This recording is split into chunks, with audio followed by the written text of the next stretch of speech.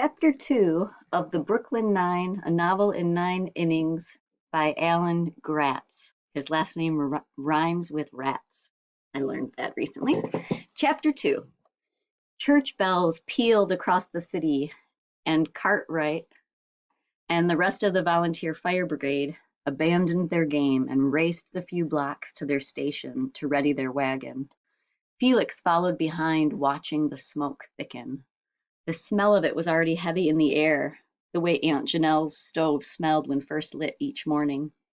At the firehouse, the ball players were quickly joined by other men who stripped off their suit coats and collars and ties and changed into the colorful blue jerseys of the Knickerbocker Volunteer Firefighting Brigade before taking their places around the engine. The brigade had no horse, so the cart would have to be guided by hand. "I'm fast," Felix told Cartwright. "I can help you push." Cartwright considered Felix's offer and looked like he might say no. In the distance, a bigger, deeper bell started to sound over the church bells. "If they're ringing the bell at City Hall, it's a big one. You're probably safer with us than without," Cartwright said. He tossed a blue shirt to Felix. "Put this on so we'll know you're a Knickerbocker." Felix worked himself into the oversized shirt and grabbed hold of the wagon. "All together now, lads," Cartwright called, "and push." The cobblestones made the going rough at first, but as Felix and the others built up speed, he felt the wagon bounce along without too much trouble. Turning was difficult, though, and as they ran, the men debated the straightest path through the city. "Fourth Avenue to Union, then Broadway South." "No, Broadway will be jammed. The Bowery." Felix pushed with all his strength, but the cart had to stop as often as it started.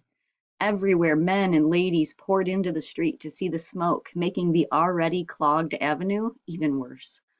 Cartwright rang the bell on the wagon and they nudged on, sending curious gawkers scurrying for the sidewalk.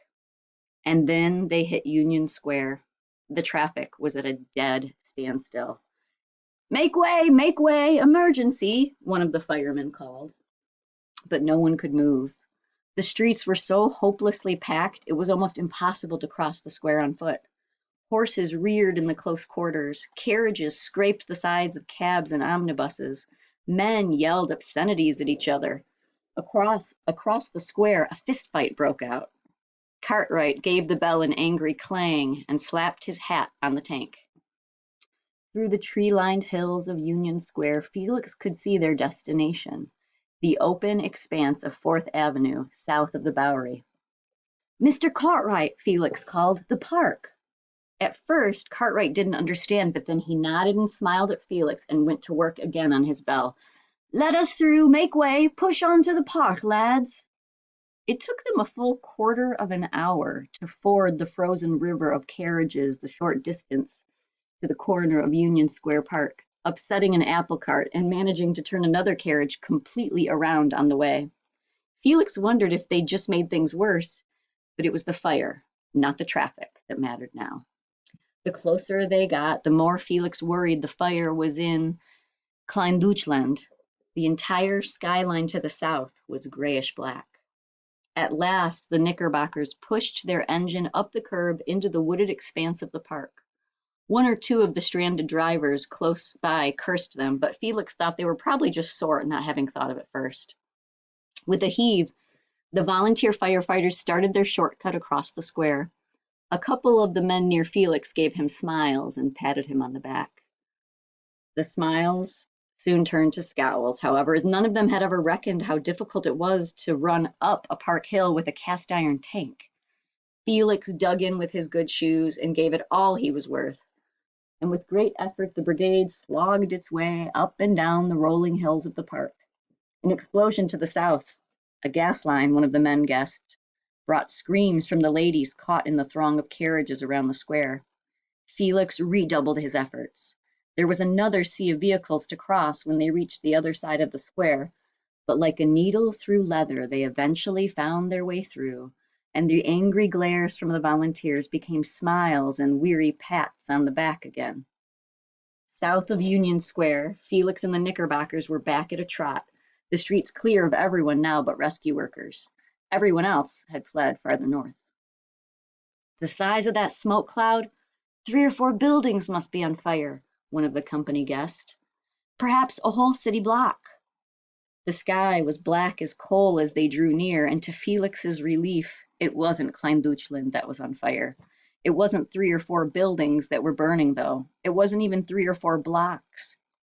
All of lower Manhattan was on fire. Local fire brigades were already on the scene, and more poured in from all over the city. First 2, then 5, then 9, then 14, and more. But Felix began to despair that there would never be enough. Buildings burned down Water Street as far as Felix could see. The heat from the flames was blistering as the Knickerbockers searched for an unoccupied cistern to drop their hose in. The air itself wobbled as though the fire was melting it.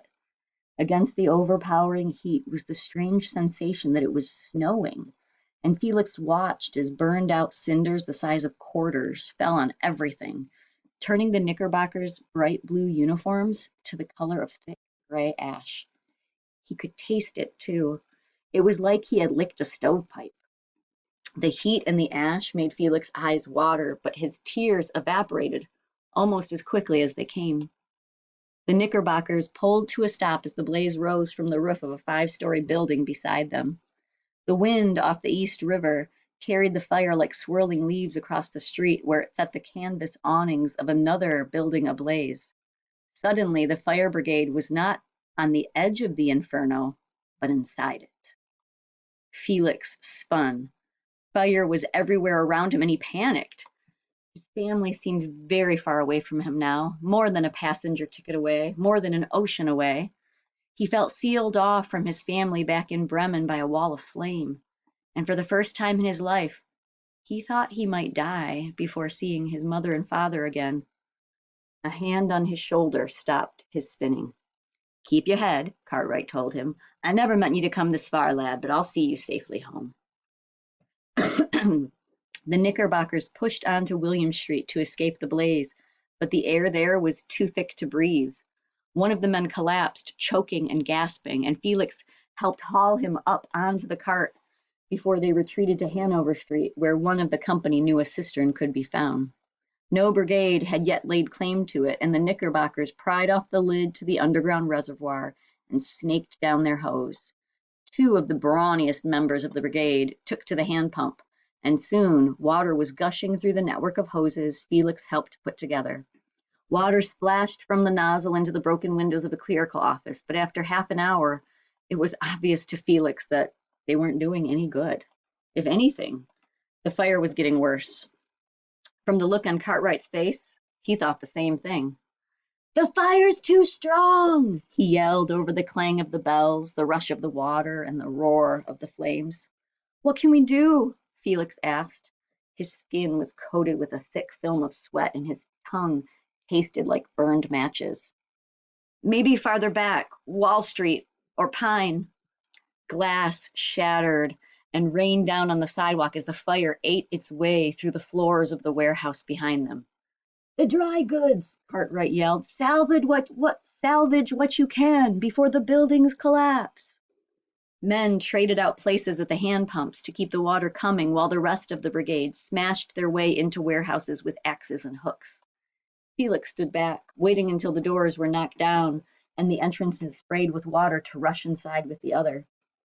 The first storehouse Felix entered was filled with bolts of cloth, suit material like the kind he ran back and forth to Lord and Taylor. He and Cartwright began heaping the stuff in the middle of the street. Rolls of cotton, woolens, and silks joined bags of coffee beans, mounds of lace, stacks of paper records, bottles of liquor, anything and everything that could be saved. Conditions grew worse and worse. One team barely escaped a vicious backdraft. Another became trapped when a second story fell in, and the men had to be rescued with axes. "That's it, young squire," Cartwright told Felix. "You're confined to the wagon." A man in a fire chief's hat rode up on a horse before Felix could argue. "The fire's out of control, Mr. Anderson," Cartwright said. "We're doing all we can to save the goods in these warehouses, but—" Felix saw the fiery piece of debris fluttering down toward the pile of stores in the street before anyone else, but there was nothing he could do. Nothing any of them could have done. The moment it touched down, the lace caught fire, then the cotton, and almost at once the mountain of dry goods was a blazing bonfire that drove them off the street. "Fall back!" the fire chief called. "Retreat!" The fire truck was trapped on the other side of the pyre, but the pumpers ran it through, singeing themselves and the cart in the process. Cartwright and the others turned what was left in the tank on the boys who'd come through the flames to make sure they were extinguished, and then everyone fell back to Wall Street. "The glow and the smoke are so strong that crews from Philadelphia and New Haven turned out in their own suburbs thinking the blaze was in their own cities," the fire chief said, his horse dancing backward, the only one among them with the sense to run. "The Pennsylvania and Connecticut crews telegraphed to say they're on the way, but they'll not be here in time to prevent the conflagration from jumping Wall Street." Felix knew what that meant. Lower Manhattan was all businesses and warehouses, but beyond the road where a real wall had once stood were residences, apartments, people, the 30,000 souls who called the island their home. If the fire blew north, it could overtake City Hall and the Five Points slums. If it blew to the northeast, it might spread as far as the crowded tenements of Klein-Deutschland, Felix's home. "Powder, then?" Cartwright asked. The fire chief nodded. "Some of the boys are already rowing across to the Navy Yard in Brooklyn, but they may not be in time." "We'll round up what we can from the groceries," said Cartwright. "Godspeed," Mr. Anderson told them, and he rode off to find the next brigade. "We need powder, and lots of it, lads," Cartwright announced to the Knickerbockers. "Take it from wherever you can and meet back here." Felix ran with Cartwright, ignoring the command to stay in the wagon. "Powder, sir?" "Gunpowder. We'll blow up the buildings that have not yet caught fire and deprive the inferno of its fuel." The idea sounded crazy to Felix. Fight fire with gunpowder? They found a grocery on Pine Street and another on Nassau, where they collected small amounts of gunpowder. What he knew to be only a few minutes' run felt like a lifetime to Felix, the heat and howl of the fire at their heels like some kind of wild animal.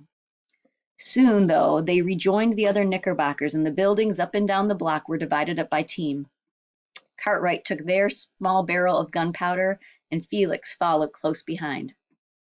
We'll want to place it near a supporting column," he told Felix. "We need to bring the whole building down before the fire reaches it."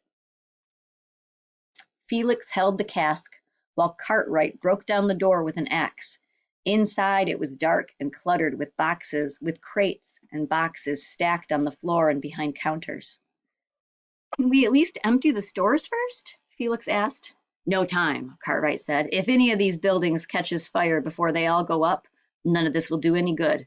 There's a post near the back. We'll put the gunpowder against that and Cartwright was gone, dropping from Felix's sight with a cry and a cracking thud. Felix felt a foot step off into nothing, then caught his balance and stumbled back just before he fell. As his eyes adjusted, he saw the large black hole in the floor. "Mr. Cartwright," he called. "Mr. Cartwright, are you all right?" There was a soft moan from below. Then a match struck, illuminating Cartwright's pained face. "Basement storage," he grunted. With the light, Felix could see ropes dangling on pulleys. The hole was built to haul crates up from the hold below. Do you need me to pull you up?" he asked. Cartwright shook his head, wincing. "There's a staircase near the back, but I think I've broken my ankle." Felix worked his way to the rear of the building, sliding one foot in front of him the whole way to avoid any more pitfalls. He set the cask of gunpowder by the support beam and found the stairs, taking them two at a time. Cartwright waited for him at the bottom. Felix helped him to his feet and supported him as they climbed back upstairs. "We'll have to send someone else in to light the charge," Cartwright told him. "I'll never be fast enough like this."